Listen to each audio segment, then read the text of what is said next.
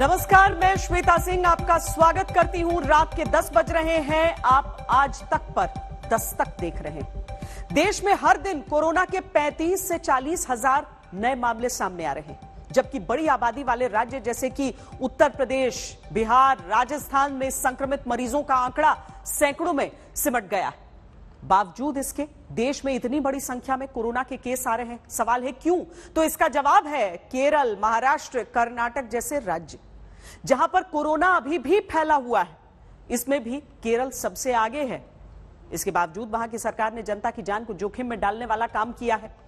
तो आज पहली दस्तक अपनी सियासत के लिए जनता की जान को दांव पर लगाने वालों के खिलाफ देंगे, जो नागरिकों को संविधान से मिले जीने के अधिकार पर चोट कर रहे हैं। अगली खबर बिहार से, जहां पर मुख्यमंत्री के सपने से जनता की जान पर बनाई सरकार को जगाने के लिए शराबबंदी वाले बिहार में शराब से मरती जनता के समर्थन में आज जोरदार दस्तक देंगे। इसके बाद बात होगी जाति वाली सियासत की, जिसने यूपी से लेकर पंजाब तक राजनीति के नियम बदल दिए। लेकिन पहले बात केरल की, जहां की सरकार को आज सुप्रीम कोर्ट ने फटकार लगाई और कहा कि कोरोना के हालात के बीच आप लोगों की जिंदगी से खिलवाड़ कर रहे हैं। हमें आपके फैसले पर हैरानी होती।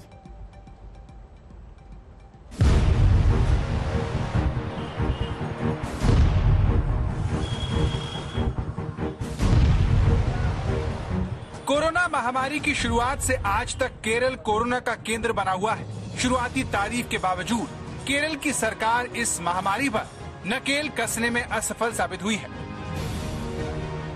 लेकिन जब केरल में सबसे ज्यादा संक्रमित केस आ रहे हैं, जिस केरल में पिछले 6 दिनों से लगातार 13,000 से ज्यादा कोरोना संक्रमित मरीज मिल रहे हैं, उसी केरल में बकरीद पर छूट देने का फैसला लिया गया है, जिसने सबको चिंता में डाल दिया है। लोगों को लगता है कि इस बार हम बेहतर तैयारी कर रखा है हमने, लेकिन ये बीमारी, ये पैंडेमिक जो है किसी भी तैयारी को धराशायी कर सकता है। पिछले वेव में भी हमने देखा था, इसलिए हम लापरवाही नहीं कर सकते हैं। त्योहारों का मतलब है खुशियां बांटने का, बीमारी नहीं। तो मैं यही कहूंगा कि जब तक ये पैंडेमिक कंट्रोल नहीं हो जाता है, त्योहार आप घर पे मनाएं और खुशियां बांटें, कोविड-19 नहीं। केरल में बकरीद को लेकर कोरोना नियमों में ढील देने का फैसला ऐसे वक्त में लिया गया है जब कांवड़ यात्रा पर सुप्रीम कोर्ट स्वतः संज्ञान लेकर सख्ती दिखा चुका है। बावजूद इसके जब केरल की सरकार पर इसका कोई असर नहीं हुआ, तो ये मामला सुप्रीम कोर्ट में चला गया। सुप्रीम कोर्ट में केरल सरकार के बकरीद पर नियमों में ढील देने के फैसले पर जस्टिस RF नरीमन की बेंच ने कहा कि ऐसे समय में जब केरल में मेडिकल इमरजेंसी है, नियमों में छूट देने का फैसला हैरान करने वाला है। राज्य सरकार लोगों की जिंदगी से खिलवाड़ कर रही है। ऐसा लग रहा है कि इस गंभीर समय में सरकार लोगों को मौत के मुंह में धकेलने की तैयारी कर रही है। केरल सरकार ने बकरीद पर 18 से 20 जुलाई तक कोरोना नियमों में छूट देने का फैसला किया था। वो भी तब जब केरल में इस समय कोरोना के मामलों में रिकॉर्ड बढ़ोतरी देखी जा रही है।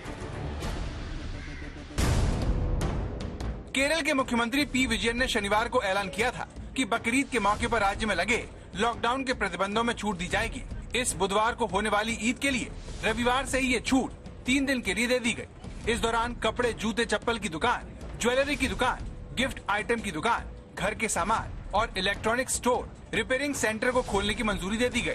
इतना ही नहीं, सरकार ने फिल्मों की शूटिंग और पूजा स्थलों को भी लॉकडाउन संबंधित छूट देने की घोषणा की।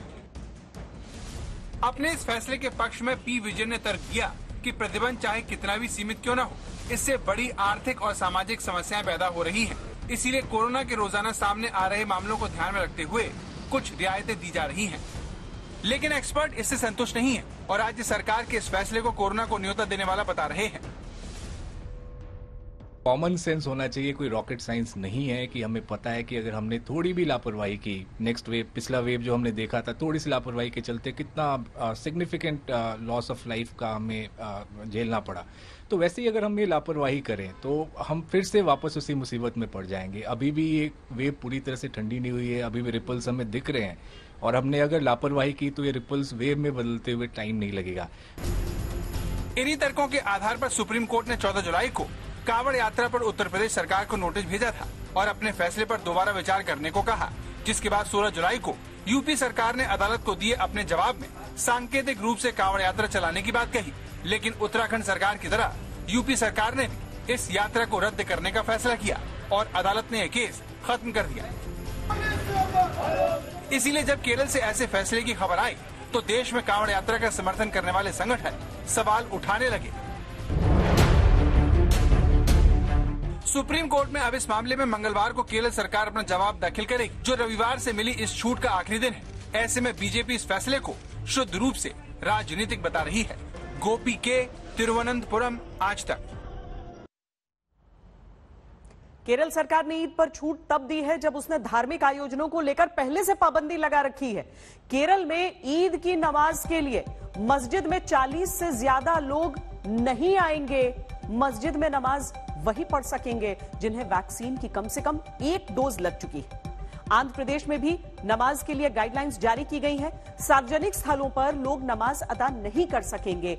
मस्जिद में क्षमता से 50% से ज्यादा लोग नहीं होंगे। महाराष्ट्र में लोगों को घरों में ही नमाज अदा करने और मोबाइल से एक दूसरे को बधाई देने को कहा गया है। वहीं उत्तर प्रदेश में ईद के आयोजन में 50 से ज्यादा लोग शामिल नहीं हो सकते और गोवंश की कुर्बानी पर पूरी तरीके से वहां पर प्रतिबंध है। नेता अपने फायदे और जिद के लिए कुछ भी कर जाते हैं। बिहार में शराबबंदी को 6 साल होने को आए हैं, फिर भी राज्य में अवैध शराब से लोग दम तोड़ रहे हैं। ताजा मामला पश्चिमी चंपारण का है, जहां पर 16 लोगों ने जहरीली शराब से दम तोड़ दिया और कई लोगों ने आंखों की रोशनी हमेशा हमेशा के लिए खो दी। छोटा सा हिस्सा इसके खिलाफ वो तरह की बात बोलता है। कोई कह देगा तालिबानी कानून है, कोई कह देगा भाई इस पर आप कहां पढ़ते हैं। नीतीश कुमार कहते हैं कि उन पर शराबबंदी का नशा है, चाहे वो बर्बाद हो जाएं, लेकिन पीछे नहीं हटेंगे। साल 2015 से मुख्यमंत्री इस सपने के पीछे दौड़ रहे हैं। सरकार भी पूरी ताकत से लगी हुई है। बिहार के तमाम सरकारी विभाग और बिहार पुलिस सीएम के फैसले के पीछे खड़ी है, लेकिन फिर भी ये सपना अब भी अधूरा है, क्योंकि इसके खिलाफ शराब माफिया तनकर खड़ा हो गया है, जिसे रोक पाने में फिलहाल बिहार सरकार नाकाम है और इसका खामियाजा जनता भुगत रही है। बिहार में शराबबंदी गरीबों पर कैसे बिजली गिरा रही है, उसे समझने के लिए बिहार के पश्चिमी चंपारण चलिए, जिसके लौरिया गांव की तरफ पुलिस की ये गाड़ियां तेजी से आगे बढ़ रही हैं, क्योंकि इसी हफ्ते की शुरुआत में लौरिया थाना और रामनगर थाना में आने वाले तकरीबन आधा दर्जन गांव में कथित रूप से अवैध शराब से 16 लोगों की मौत हो चुकी है, जबकि 4 लोगों की आंखों की रोशनी जा चुकी है। इतने बड़े हादसे की पड़ताल के लिए आज तक संवाददाता रोहित सिंह देरोबा गांव पहुंचे, जहां उनके सामने बैठी ये 40 साल के मोहम्मद इजहार है, जिनकी दुनिया अवैध शराब से उजड़ चुकी है। बुधवार को जब तबीयत खराब हुआ था तो उस समय दिखाई देता था। हाँ, सुबह यहाँ दिखाई देता था। आज जब हम गुप्त हो गए ना, मैं ज्यादा हो गया, सांस इधर उधर होने लगा, बस हम इसी पर लेट गए। उसके बाद कहाँ गए कहाँ नहीं गए उसके बाद हमें नहीं पता। हॉस्पिटल में जब होश हवास हुआ तो उसके बाद नहीं दिखाई दे रहा था। ये सब इसीलिए हुआ क्योंकि बिहार में शराबबंदी लागू होने के बाद अवैध शराब का धंधा जोरों पर है, जिसे रोक पाने में सरकार नाकाम दिख रही है और आम लोग उसकी इस असफलता का खामियाजा भुगत रहे हैं। लेकिन बिहार में शराबबंदी से लोग अनदेही नहीं हो रहे। मरने वाले परिवार डर के मारे अपने परिजनों का आनन फानन में अंतिम संस्कार कर रहे हैं। दावा है कि इसी का फायदा उठाकर स्थानीय प्रशासन इस मामले को दबाने की कोशिश में लग गया है। एक आदमी मरा है, तेलपुर से एक आदमी मरा है और पंडापट्टी से भी एक आदमी मरा है, यानी 8-9 लोगों की मौत। हाँ, 8-9 लोगों की मौत हुई। सब जहरीली शराब। सब जहरीली शराब। आप लोग कभी शिकायत किए कि नहीं इसको लेके? पर गांव के लोगों को देखिए, सबसे बड़ी चीज है कि गांव के लोग जो है अपना बचाने के लिए कि मैं उस पचड़े में क्यों फंस जाऊं, इसके चलते वो गांव के लोग इस सब पचड़े में नहीं पड़ते थे। इस जहरीली शराब को इस गांव से हमेशा के लिए प्रशासन और सरकार सब मिल के इसको हटाए। अवैध शराब बिहार में कैसे परिवारों को उजाड़ रही है, इस बारे में अब आपको सैफुल निशा की आप बीती सुनाते हैं, जिन्होंने जहरीली शराब से अपने पति को खो दिया। शराब पी क्या शासन को बताया है कि शराब पी के, तो शराब पीने ही से मौत हुआ उनका। हाँ, शराब से मौत हुई बा। पहले से जर ना बुखार लगी, कोई कुछ ना होत रहल, कोई कुछ ना होई। यहाँ का इलाका में बहुत शराब का भट्टी है। हाँ बाटे। हाँ। पश्चिम चंपारण के लौरिया और रामनगर थाना अंतर्गत तकरीबन आधा दर्जन गांव में इसी सप्ताह कथित रूप से अवैध शराब के सेवन करने के कारण 16 लोगों की अब तक मौत हो चुकी है और 4 लोगों की आंखों की रोशनी भी चली गई है। इस वक्त हम रामनगर थाना अंतर्गत मंगुराहा एक गांव में है और इस गांव में भी जो है कुछ लोगों ने अवैध शराब का सेवन किया था, जिसके बाद उनकी आंखों की रोशनी जो है वो चली गई है।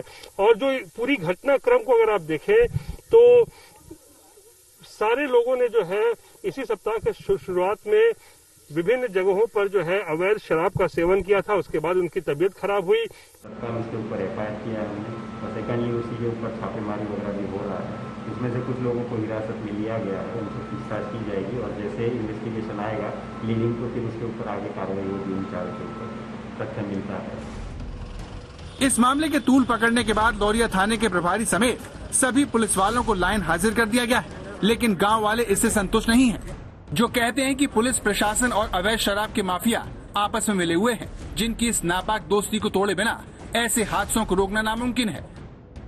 इसमें कहीं से कोई गुंजाइश, बहुत लोग बहाना कर दिए हैं, जैसे किसी के कन्विंस करने पर कि माने शरीर को निकाला जाएगा कब्र खून करके, तो उसके डर से कुछ लोगों ने बहाना कर दिया है कि बीमारी से मौत हुई है, हार्ट अटैक हुआ है या शुगर के पेशेंट थे या किडनी प्रॉब्लम था।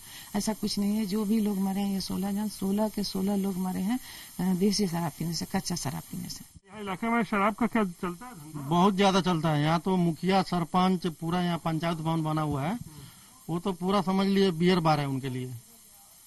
इतना धंधा चलता है ना कि हद से काफी। कम से कम 50 मरतबा तो थाने पे भी सूचना दिया गया है, बहुत लोग दिए हैं, मगर उस पे कार्रवाई नहीं हुआ है। अगर ये पुलिस पहले सक्रिय होती तो ये घटना नहीं होती। ये चीज 2 साल 3 साल पहले यहाँ तक कि लोगों ने शिकायत भी किया तो थाना निष्क्रिय रहता था।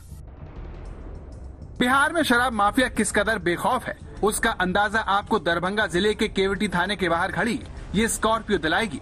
मामला 15 जुलाई का है, जब इसी थाने के बाहर शराब माफिया ने शफीउर रहमान नाम के एक पुलिसकर्मी को पहले इसी स्कॉर्पियो गाड़ी से रौंदा और फिर उसे 200 मीटर तक घसीटते हुए ले गया।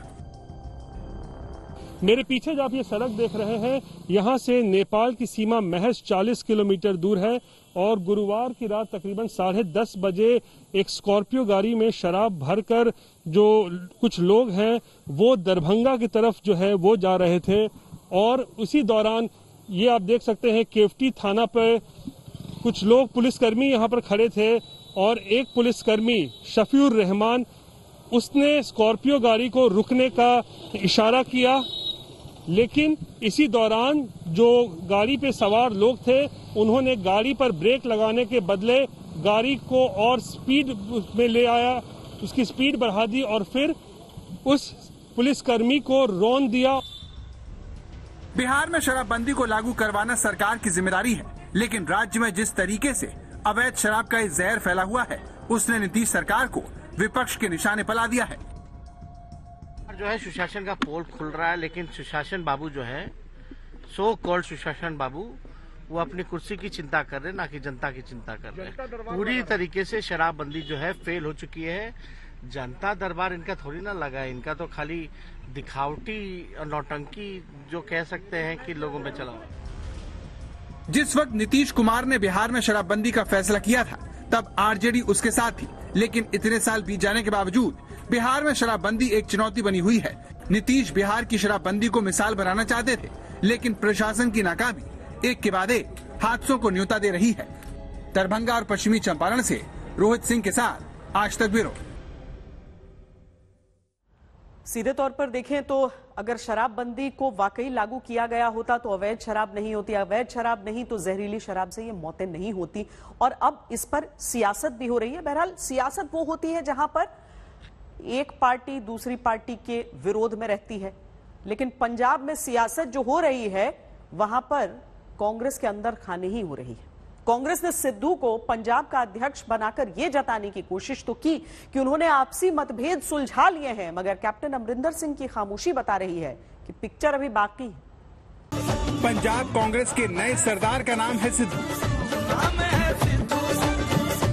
पंजाब कांग्रेस की चुनावी राजनीति के नए कैप्टन का नाम है सिद्धू।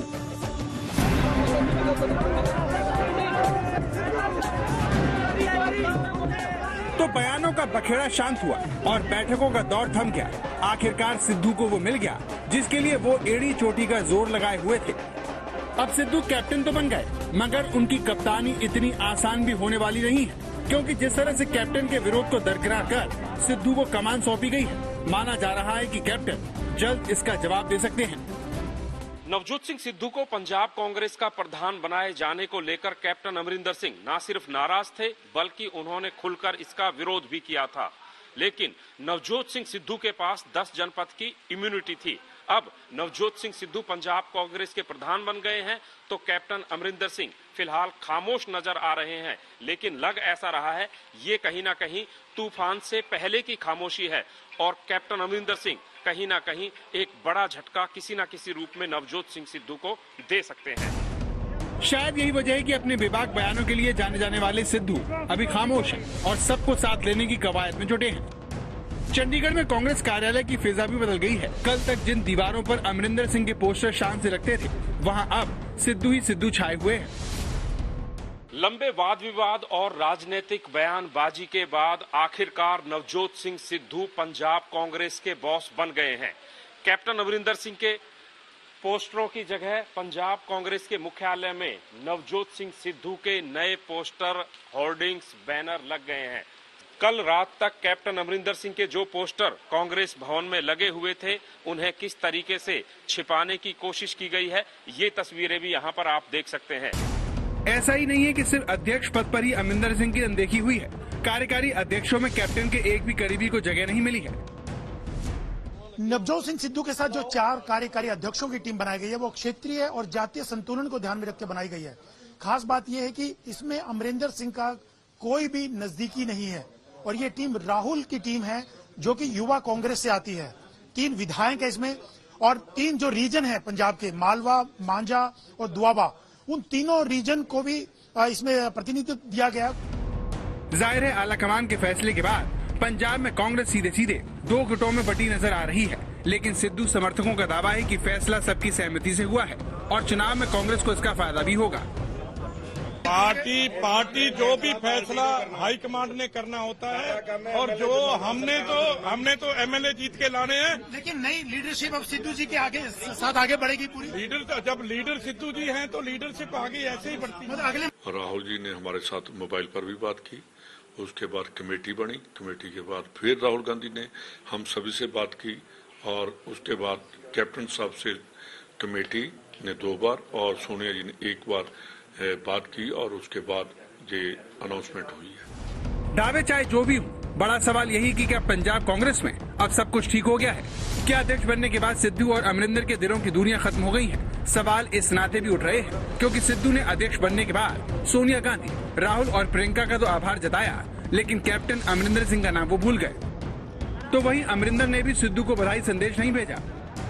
मैंने बोला सीएम साहब भी और तमाम सीनियर लोग ये पारिवारिक मेंबर है सब लोग। एक आधी बात हो सकता है परिवार में खटपटी हो जाती है, लेकिन जब पंजाब की बात आई तो सब इकट्ठे होंगे, इकट्ठे होकर लड़ाई। इस तनातनी से साफ है कि नवजोत सिंह सिद्धू को पंजाब कांग्रेस अध्यक्ष का ताज तो मिल गया, लेकिन उनकी डगर कांटों भरी है। चुनाव से पहले सबको साथ लाना उनके लिए सबसे बड़ी चुनौती है और लंबे टकराव के बाद इसके लिए कैप्टन से तालमेल बैठाना भी सिद्धू के लिए आसान नहीं होगा। अशोक सिंघल के साथ सतेंद्र चौहान, चंडीगढ़, आज तक। मॉनसून सत्र आज से शुरू जरूर हुआ, मगर संसद की कार्रवाई ठीक से चल नहीं सकी। प्रधानमंत्री नरेंद्र मोदी ने जैसे ही सदन में नए मंत्रियों का परिचय कराना शुरू किया, वैसे ही विपक्ष ने हंगामा शुरू कर दिया। इतना हंगामा हुआ कि संसदीय परंपरा, सदन की प्रतिष्ठा, सदन में अनुशासन को ताक पर रख दिया गया। इसी हंगामे के बीच प्रधानमंत्री ने कहा कि विपक्ष को ओबीसी, महिलाओं और एससी/एसटी मंत्रियों से इतना ऐतराज क्यों है। I am responding to the notices given by you. Please go to your seat. देश के किसानों के बेटे मंत्री बने, ये बात कुछ लोगों को राज नहीं आती है। इस परंपरा को इस बार संसद में तोड़ा गया है। देश की लोकतंत्र की परंपरा के लिए बहुत हानिकारक होगा। सबसे पहले Go to your seat. देश के दलित संसद का आगाज हुआ तो मॉनसून सत्र के पहले ही दिन विरोध के बादल छा गए। नारों का शोर यूं गूंजा कि विपक्ष ने पीएम मोदी के भाषण की भी परवाह नहीं की। पीएम मोदी नए मंत्रियों का सदन से परिचय कराना चाहते थे, लेकिन विरोध के शोर के बीच संसद की ये परंपरा भी पूरी नहीं हो सकी।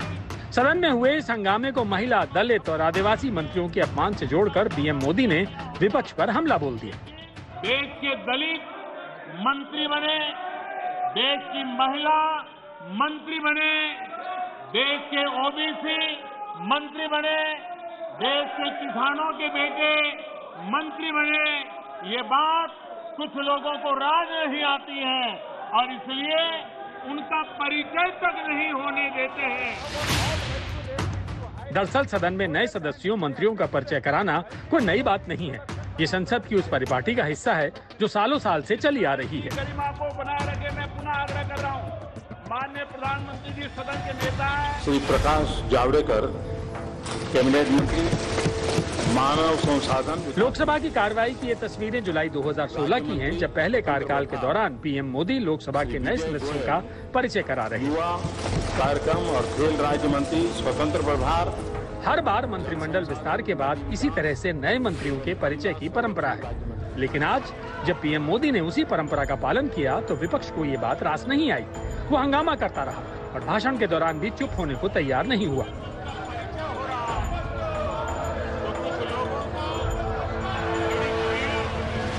लोकसभा के बाद पीएम राज्यसभा पहुंचे तो वहां भी विपक्ष के विरोध का वैसा ही शोर सुनाई दिया। पीएम मोदी ने भी विपक्ष के इस आचरण पर लोकसभा जैसा ही प्रहार किया। विरोधियों के शोर को महिला, दलित, आदिवासी मंत्रियों का अपमान बता दिया। आज इस सदन में महिलाएं जो मंत्री बनी हैं, उनका परिचय हो रहा है। वो कौन सी महिला विरोधी मानसिकता है कि जिसके कारण इस सदन में उनका नाम भी सुनने को तैयार नहीं है, उनका परिचय भी कराने को तैयार नहीं है।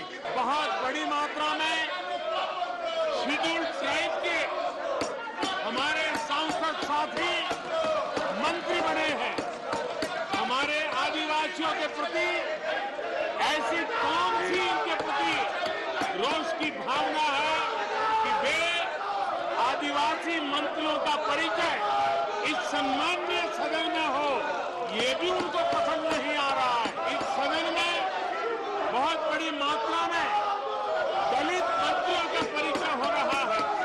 दलित समाज के इन प्रतिनिधियों का नाम सुनने को ये तैयार नहीं है। ये कौन सी मानसिकता है जो दलितों का गौरव करने को तैयार नहीं? ये हंगामा तब है जब विपक्ष में बैठी हर पार्टी सरकार से किसी न किसी मुद्दे पर जवाब लेने को आतुर है। कोई फोन टैपिंग पर सरकार को घेर रहा है तो कोई किसानों के मुद्दे पर। इतने लोग कथित तौर पर उनके ऊपर निगरानी रखी जा रही थी, उनके ऊपर खुफिया तरीके से जो उनके मोबाइल डिवाइसेस हैं, कंप्यूटर्स हैं, उनकी सर्वेलेंस की जा रही थी। हमारा नेशनल सिक्योरिटी खतरे में है, किसी का कोई प्राइवेसी नहीं है, सर्वेलेंस स्टेट चलते हैं, जरूर उठाएंगे ये मुद्दा।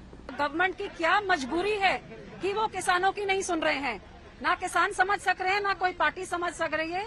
आज सबको बेनकाब होना पड़ेगा। जो किसान के हक में खड़े हैं उनको खड़े होके इस सेशन में सरकार को मजबूर करना होगा कि किसानों की मांग मांगी जाए। लेकिन इतने सवालों के बाद भी कोई सरकार की सुनने को तैयार नहीं। सदन में सिर्फ नारेबाजी। हंगामे से जनता के सवालों का जवाब कैसे मिलेगा? तो क्या इसे सिर्फ मुद्दों की सियासत ना मानकर सिर्फ सरकार और पीएम मोदी के विरोध का तरीका माना जाए? क्योंकि ये पहली बार नहीं है जब सदन में पीएम मोदी के भाषण के बीच विपक्ष ने बाधा डालने की कोशिश की हो। मोदी सरकार के विरोध में कई बार विपक्ष का ऐसा रवैया सामने आ चुका है।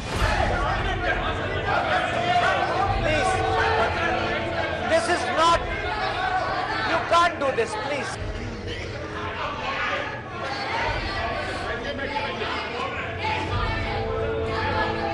लेकिन इस बार तो विपक्ष ने विरोध की हद पार कर दी।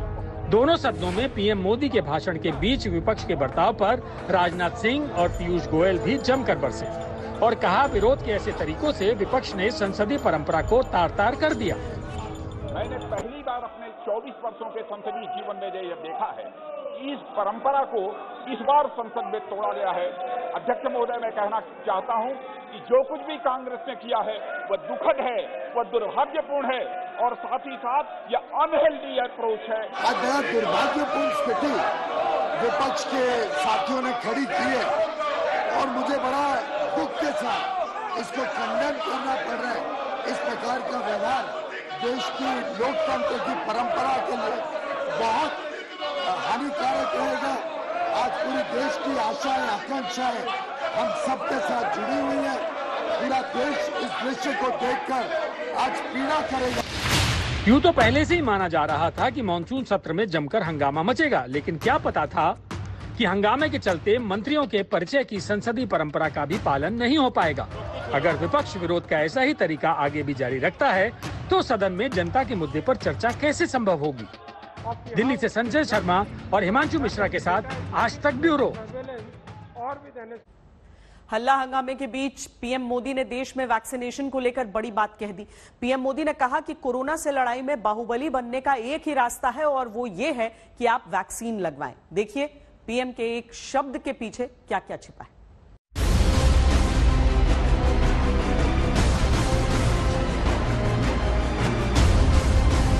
वैक्सीन जो है बाहु पर लगती है और जब वैक्सीन बाहु पर लगती है तो आप बाहुबली बन जाते हैं। काम की बात को कितनी आसानी से आम लोगों तक पहुंचाना है, ये पीएम मोदी बखूबी जानते हैं। शब्दों से खेलने में माहिर मोदी ने कोरोना काल में बाहुबली शब्द की नई परिभाषा गढ़ दी और इस परिभाषा के जरिए उन लोगों को संदेश दिया जो महामारी के दौर में भी वैक्सीन से दूरी बनाए हुए हैं। अब ये वैक्सीन जो है बाहु पर लगती है